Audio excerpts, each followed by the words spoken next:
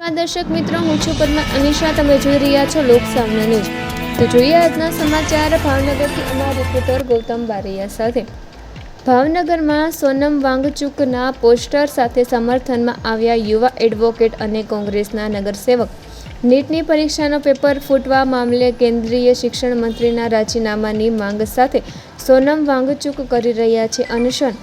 છેલ્લા 20 દિવસથી દિલ્હીના જંતર મંતર ખાતે સોનમ વાંગચુક દ્વારા અન્નનો ત્યાગ કરી ભૂખ હડતાલ પર બેઠા છે, જેમાં સમર્થનમાં સીજેપીના અભિષેક દીપકે સહિતના જોડાયા છે.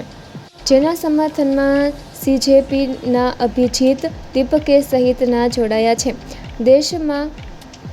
દેશભરમાં અનેક મોટા નામાંકિન વ્યક્તિઓ સોનમ વાંગચુકને સમર્થન કરી રહ્યા છે.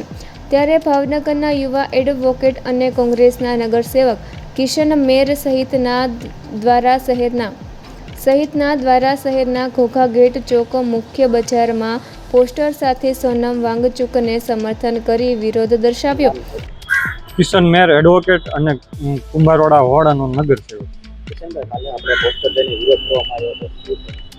જે જંતર મંતર દિલ્હી મુકામે સોનમ વાંગચુક જે એક શિક્ષણવિદ છે, સાયન્ટિસ્ટ છે, તેઓ દ્વારા નીટના પેપર મુદ્દે અનશન ઉપર હોય 18 થી 20 દિવસ જેટલો સમય વીતી ચૂક્યો હોય, ત્યારે લોકશાહીની હત્યા જે રીતે કરવામાં આવી તે રીતે તેમને એક સાલમાં ઓઢાડીને ત્યાંથી હટાવી લેવામાં આવ્યા છે. આ લોકશાહીની હત્યા છે.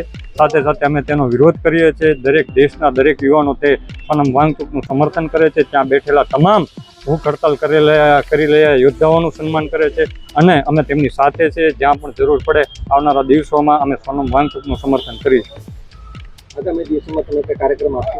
જે ખાસ કરીને અત્યારે આયોજન ચાલી રહ્યું છે. આગામી દિવસોમાં ભાવનગરના યુવાનો શિક્ષણને લગત જેટલા પણ વિદ્યાર્થીઓ અમારી સાથે જોડાશે તે રીતે આયોજન નક્કી કરવામાં આવશે. તો ફરી મળીશું એક નવા સમાચાર સાથે. ત્યાં સુધી જોતા રહો લોકસામના ન્યૂઝ.